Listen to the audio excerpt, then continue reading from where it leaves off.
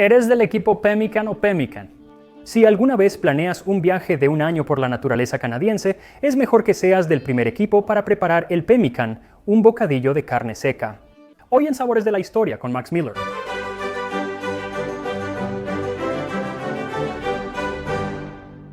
Así que este tiene que ser uno de los platillos más solicitados que he hecho aquí en el canal. Básicamente, desde que hice ese video sobre el bizcocho duro, la gente me ha estado pidiendo que haga la versión con carne de un alimento de supervivencia cuya vida útil se mide no en meses, sino en décadas, igual que el bizcocho duro. Y al igual que su primo parecido a una galleta, el pemmican es menos un deleite epicúreo y más simplemente un medio para un fin.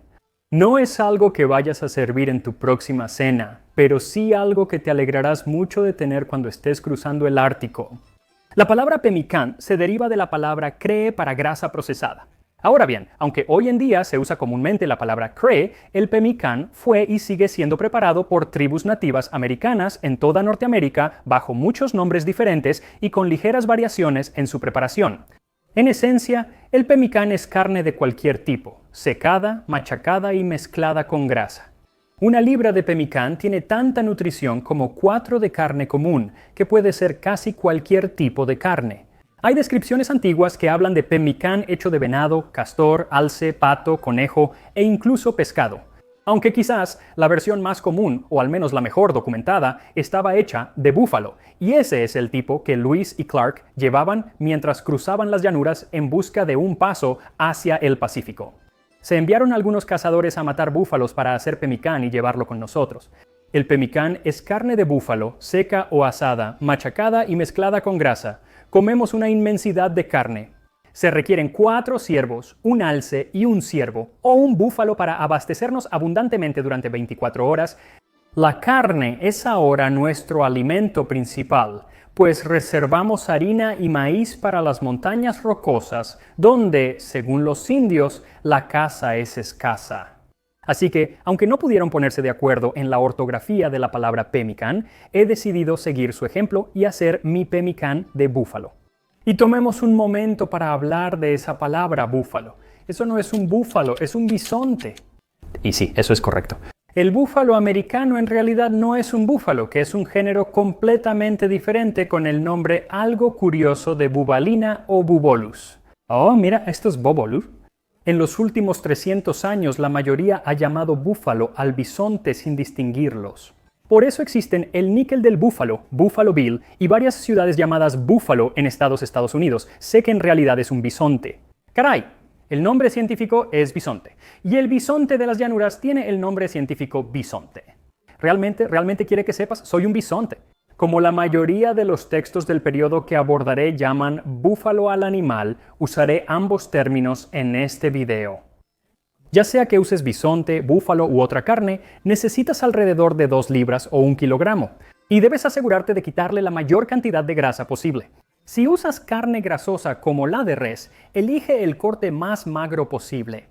Córtala en rebanadas muy delgadas, preferentemente en contra de la fibra para facilitar desmenuzarla, pero si no lo haces así, no pasa nada. Además, para que sea más fácil cortarla en rebanadas muy delgadas, si no tienes una cortadora en casa, puedes meterla al congelador por unos 30 minutos. No quieres que se congele, pero al endurecerse es más fácil cortarla en rebanadas delgadas. Luego coloca las tiras sobre una rejilla y mételas al horno a la temperatura más baja que tu horno permita. El mío estaba a 170 grados Fahrenheit, que son como 77 grados Celsius, y parece ser el estándar. Además, asegúrate de poner una charola en la parte más baja del horno, porque no importa qué tan magra esté tu carne, va a gotear un poco de grasa y 1. Apesta si cae al fondo del horno, y 2. Es muy difícil de limpiar. Esto originalmente no se habría hecho en horno. Las curiosidades de la comida de 1859 relataba que los indígenas norteamericanos secaban venado al sol sobre una tarima, manteniendo un pequeño fuego abajo, más para espantar moscas que para cocer la carne. Y luego lo machacan entre 2 piedras sobre una piel de bisonte. Sir John Richardson, cirujano naval y explorador ártico, desarrolló en el siglo XIX un método más industrial para secarlo. Richardson era de Escocia, así que naturalmente vio una similitud entre el secado de la carne de res y el malteado de la cebada utilizado en la producción de whisky. Tomó filetes de res y los secó en un horno de malteado sobre fuego de roble hasta eliminar toda la humedad. Luego se molió en un molino de malta hasta que parecía carne finamente rallada. Y para poder molerla, vas a necesitar que esté mucho más seca que solo cecina. Lo que buscas es que realmente se quiebre cuando intentes doblarla. En mi caso, eso tomó unas 10 horas en el horno. Además, si vas a hacer esto en un deshidratador de alimentos, está bien, pero primero ponla en el horno a 200 grados durante unos 30 minutos solo para eliminar todas las bacterias. Ahora, sequé toda mi carne y de hecho guardé un poco porque quería probarla aquí en cámara. Solo la carne seca. Pero la envolví y hoy mi gato la tomó y se la comió él mismo. Es un gatito malo.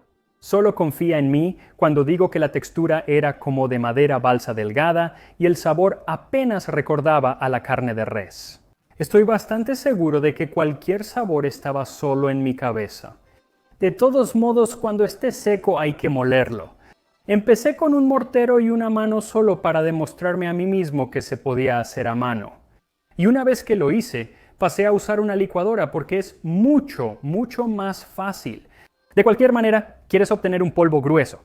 Ahora, el único otro ingrediente que realmente necesitas para esto es grasa. La grasa, que generalmente es el sebo del bisonte, la agregan los comerciantes que la compran por separado a los nativos. Como mencioné, la carne y la grasa son los únicos ingredientes necesarios para el pemmican. Pero según Sir John Richardson, para hacerlo más agradable al paladar no acostumbrado, se le añadía una proporción de las mejores grosellas de Zante a una parte y otra parte se endulzaba con azúcar. Así que puedes agregar un poco de azúcar o grosellas de Zante o realmente cualquier tipo de baya seca. Las descripciones más antiguas que encontré pedían bayas de Saskatoon o chokeberries. Y aunque Saskatoon suena mucho mejor, no pude encontrarlas, así que en su lugar pude conseguir chokeberries. Y se parecen mucho a las grosellas o a cualquier tipo de pasa pequeña seca, pero el sabor no es el mismo. No son tan dulces, ellas no son malas, son astringentes, necesito agua ahora, son más ácidas. No es ácido como tal, pero tampoco es dulce. Sin importar qué baya uses, si usas alguna baya, querrás picarlas muy finamente o molerlas hasta que queden lo más parecido a un polvo posible.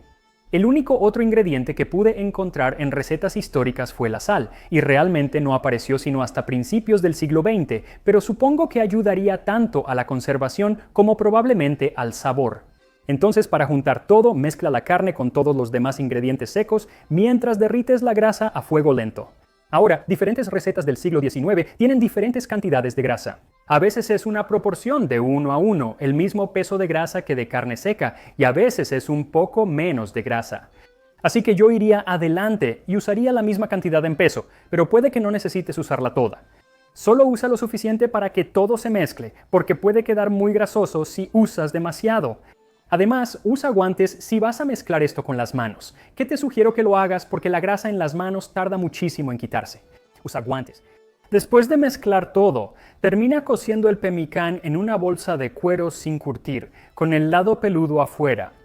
¿Dices que no tienes una bolsa de cuero sin curtir? Bueno, supongo que puedes usar una lata, que a menudo se usaba en el siglo XIX y luego se soldaba para cerrarla, o para nuestros propósitos, simplemente lo estoy poniendo en un molde. Uso un sartén y un tazón pequeños para un huevo. Puedes formarlo con las manos, solo hazlo compacto y déjalo enfriar, sin importar la forma. Mientras se endurece, revisa Tasting History en Facebook, Reddit y Patreon.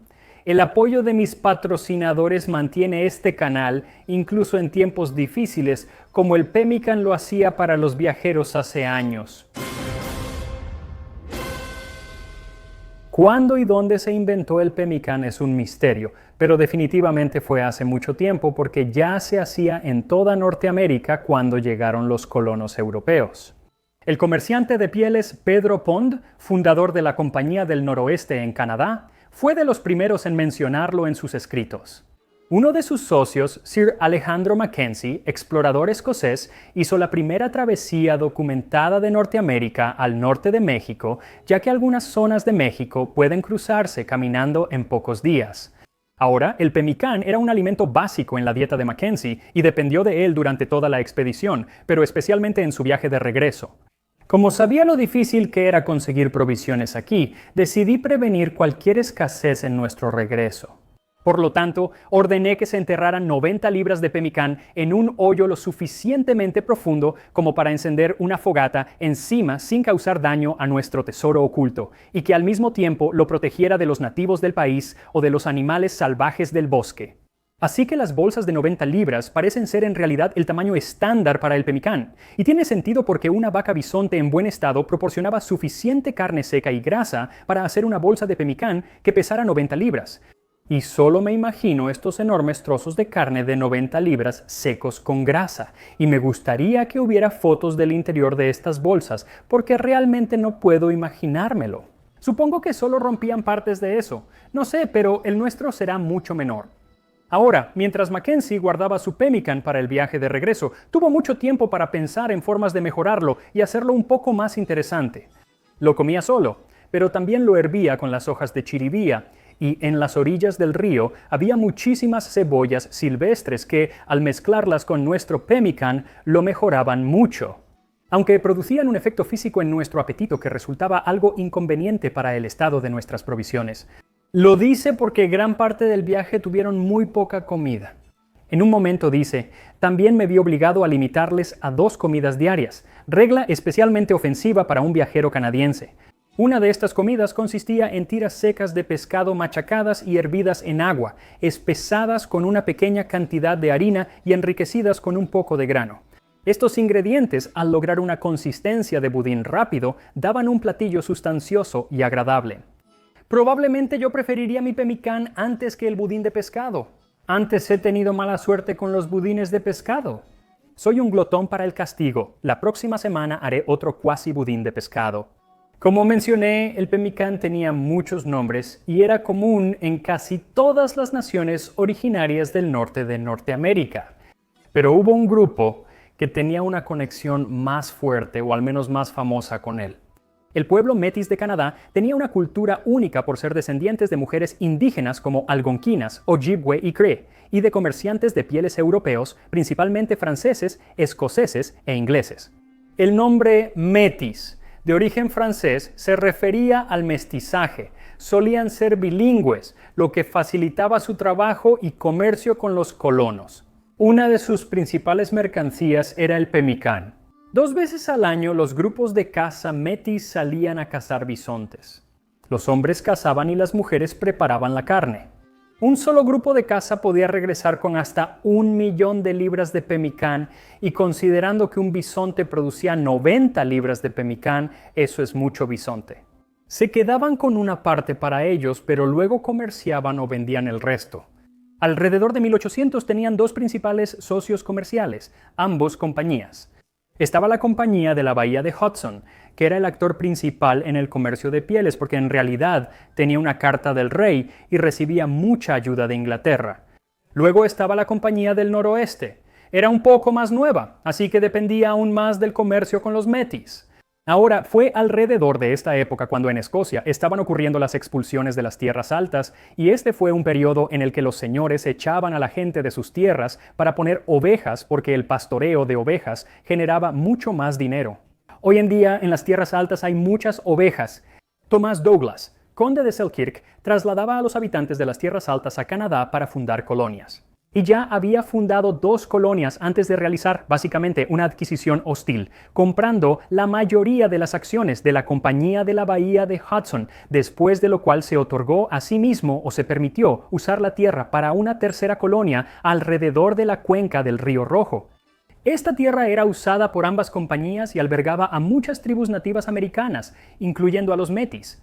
Y a medida que los colonos y la gente empezaron a llegar, las provisiones y la cantidad de pemicán no parecían ser suficientes.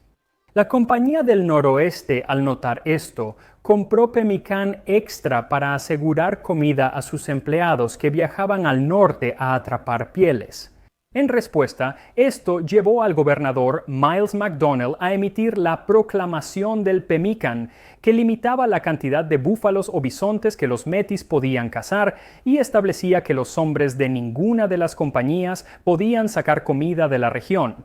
Bueno, ambas compañías y los Metis se quejaron, pero la compañía de la bahía de Hudson seguía recibiendo ayuda desde Inglaterra y su accionista mayoritario era prácticamente el dueño de la zona, así que estaban menos preocupados que los Metis y la Compañía del Noroeste.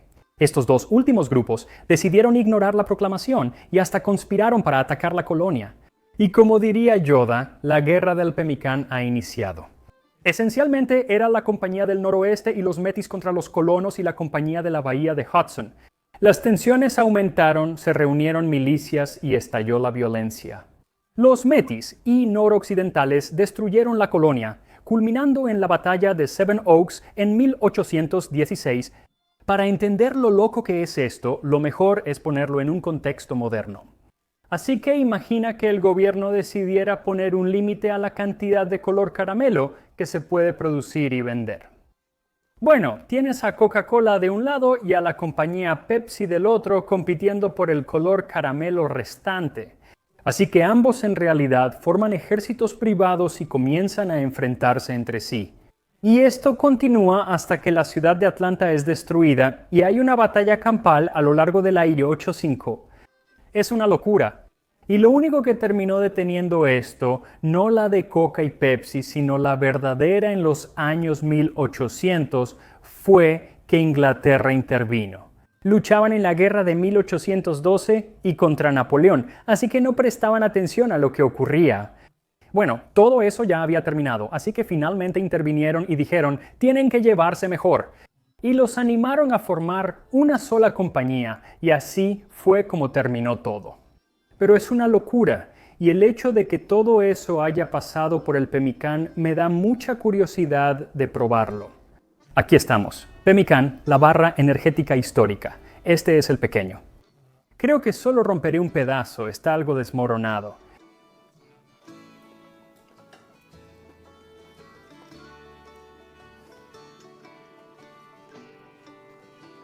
Si tienes mucha hambre, está bien. Sabe un poco como cecina, pero la textura es muy desmoronadiza. Tengo que decir que las bayas no hacen nada. Creo que agregar azúcar probablemente sería bueno, pero no estoy seguro de que vaya a ser genial de cualquier manera.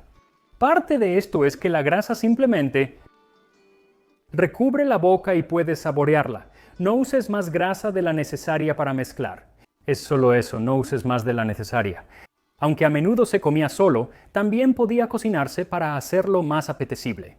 Un diario de 1874 menciona dos formas de cocinar en el oeste. Una, un guiso de pemmican, agua, harina y, si se podían conseguir, cebollas silvestres o papas conservadas. Esto se llamaba rhubarb. El otro era llamado por los cazadores de las llanuras un richot. Se cocinaba en un sartén con cebollas y papas o solo. Algunas personas comían pemmican crudo, pero debo decir que nunca me gustó de esa manera. Y tampoco me gustaba de esa manera, así que voy a hacer lo mismo que hice con el bizcocho y guardar esto durante todo un año. Y en un año voy a regresar, ya que habría estado añejado, ya sabes, por bastante tiempo en aquellos días, y prepararé un platillo de probablemente rhubarb, si lo estoy diciendo bien. Encontré varias formas diferentes de escribirlo y solo supongo que así se dice, pero si no es así, por favor corríjanme. Así que ese episodio debería salir en aproximadamente un año. Mientras tanto, si no han visto ni el video original de Galleta Dura ni el dónde, un año después la convertí en lo que se llamó Estofado Infernal de la Guerra Civil. Voy a poner ese video, ambos videos, aquí abajo para que puedan verlos y nos vemos la próxima vez en Sabores de la Historia.